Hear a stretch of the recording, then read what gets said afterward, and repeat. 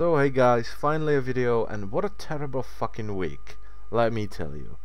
Oh god. So on Monday my grandfather feels sick. He has really high blood pressure, he's stuttering, he can't find words, and he's just dizzy. So I'm like, okay, ambulance time. So they took him to the hospital, but they assured me that it's probably not a heart attack or a stroke. So I was like, okay. Later, we found out, the doctors were like, well, we don't know what happened. We just think he's stressed. But I found out that the medication he is using is acidic based. And me and my father, we were kind of talking about this, and then we kind of were like, wait, that was acidic based. Was he drinking any milk? I was like, bloody hell, he was drinking coffee with milk right after he took the medication. Now, for those of you who have no idea what I'm talking about, is when you drink any kind of acid, okay, the best thing to do is to drink milk, because the milk will absorb the acid instead of your body, and then you can throw up and you're pretty much fine. You still need to go and see a doctor, but this is the first thing you should do. If you drink acid, you drink milk, okay. And the problem is when you have acidic based medication and you drink milk, you negate that medication. That medication doesn't work, because instead of absorbing, you absorbing the medication, the milk absorbs the medication, and it doesn't work. So that was the problem. And doctors were like, well, we don't know what's going on, we just think he's stressed, he might be stressed. And I was just standing there like, yeah, I already know what's going on, But that's it. Now they wanted to keep him in the hospital until Tuesday, and I was like, okay, because they did the tests on Monday, everything was fine, then they need to repeat them the next day to confirm that everything is fine and he can go home. So we come home, and here's the worst part of this week. 3 weeks ago, my grandmother's brother had a stroke. Now, the problem with that is it wasn't a blood clog.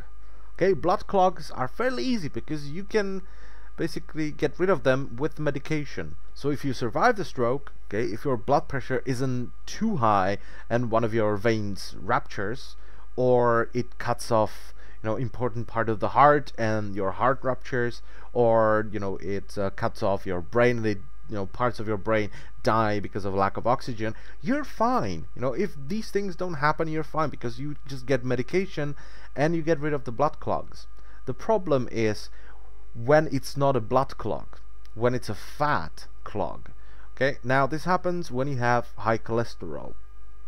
Now, people know that having high cholesterol is bad because doctors tell you that. They don't tell you why, but they just tell you, look, having high cholesterol is bad. And here is why. This is a quick explanation. When you have really high cholesterol, small lumps of fat start forming in your veins, pretty much. And that increases your blood pressure. So as more of these, basically form in your veins, you have less and less space for the blood to flow through, and your blood pressure rises, and eventually your veins can rupture because of the high blood pressure. Especially if they're damaged, they will just rupture and you will have internal bleeding, which results in a massive dip in blood pressure. This is how doctors know if there is a clog or if you have internal bleeding. If you have low blood pressure, you probably have an internal bleeding. If you have really high blood pressure, you probably have a clog somewhere, okay, or your veins are really shit. Now, that's the first thing that can happen. Okay, your blood pressure is too high, your vein ruptures.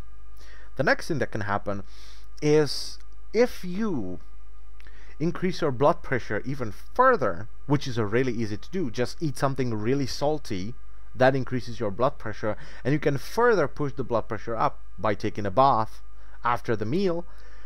What happens is your veins start to stretch out, because the pressure is just too high, and one of these lumps can get loose and it could clog something. If it clogs something around the heart, you have a heart attack. Something near the brain, you have a stroke and stuff like that. You have embolia in your lungs, and he had a fat stroke. Now, when they told me that this happened, I knew that he was dead, because when this happens, you are dead. So as I've said before, the blood clog, you get rid of that with medication. Chemistry. The way to get rid of fat or to dissolve fat is with alcohol, but the amount of alcohol they would have to pump into a person would kill him anyway. And afterwards, when the alcohol is gone, when you filter it out, the fat forms again, so you're still screwed. Okay? But what they do with these fat clogs is they suck them out. But when you have a stroke because of one, you have one in your brain, and sucking a fat clog out of your brain is really bloody hard. Okay, so you are pretty much dead. The next thing that basically ensured me that he is just dead was the fact that they told me, yeah, he had like 10 epileptic seizures during the first night. If you have this many epileptic seizures and you're not an epileptic person, your brain is damaged. Because what an epileptic seizure is, this is what happens to epileptic people. Epilepsy happens, and the seizure happens when your brain loses connection to your arms or legs or whatever. So it panics and it starts sending signals everywhere, and it basically hopes to find a valid connection. That's why you spaz out and why they have so much strength, because the brain starts bombarding every single viable way that might connect it to your body. Okay, so what happens when someone has epilepsy, occasionally the brain gets confused and it thinks that it can't control the body, so it panics and you have a seizure.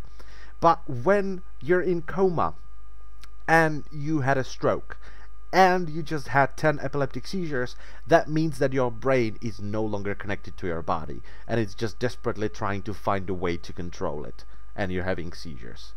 Okay, so that was it. I was just like, yeah, dipshit is awake, hello. So yeah, I was just sure that he just died, when they got his heart to beat again, but he was not alive anymore. He was dead, just his heart was still beating. And when I talked to my father, he was like, you do know that he's dead, right? I was like, yeah, I do know that he's dead. So that was it. Very shitty week. Funeral, as I've said, on Friday. I cannot go because I don't want my grandfather to go, so I have to stay with him at home. And yeah, shitty week, really shitty week.